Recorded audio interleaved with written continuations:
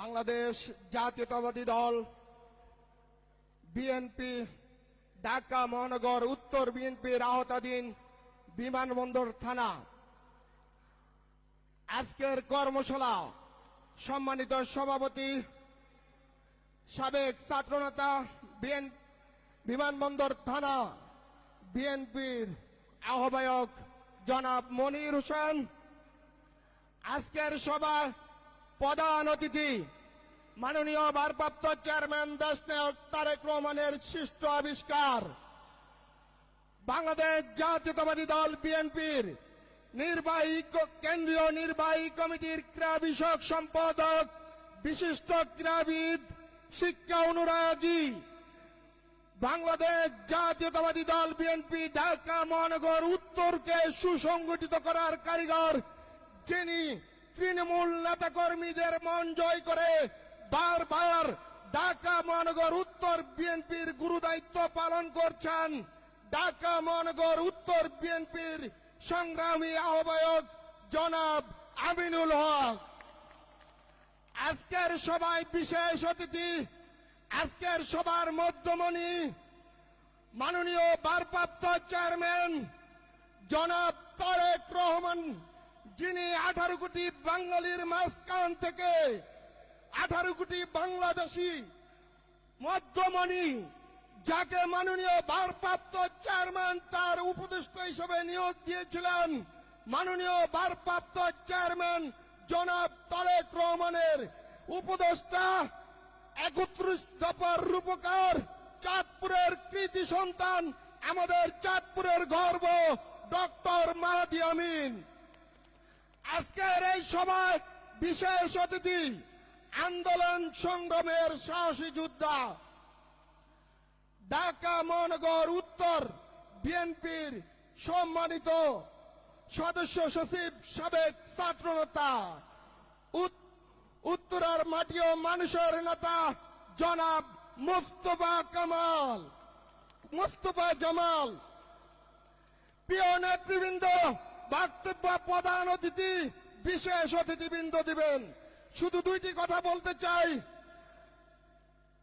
2007 সালের পরে যারা বিএনপি ছেড়ে দিচ্ছেন, তারা 2024-এ 5 আগস্টের পরে আবার বিএনপিতে এসেছেন। আমি আপনাদেরকে বলতে চাই, সেই সব দালালদেরকে ধরে ধরে গণপিটুনি দিয়ে এই দল থেকে বের করে দিতে হবে।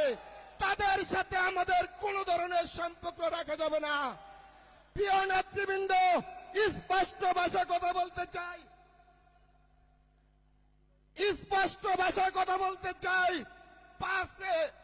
28 অক্টোবরের পরে অনেক বড় বড় বিএনপিতে কিছু দালাল ছিল, যারা আমাদেরকে বলেছিল, তোমরা যদি পুলিশের গুলিতে আওয়ামী লীগের নির্যাতনে মারা যাও, তোমাদের পরিবারের কি হবে?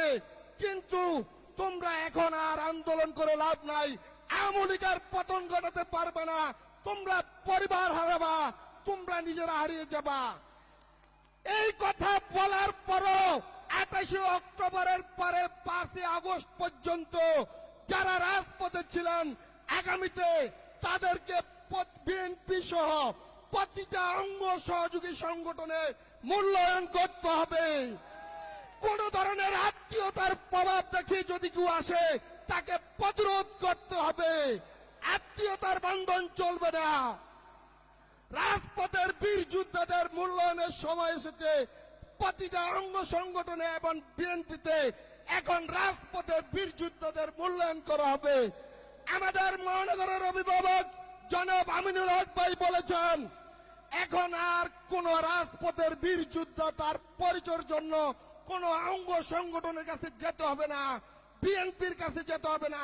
মাননীয় ভারপ্রাপ্ত চেয়ারম্যান আমাদেরকে দায়িত্ব দিয়েছেন, বীর যোদ্ধাদেরকে খুঁজে খুঁজে বের করে এখন দায়িত্ব দেওয়ার।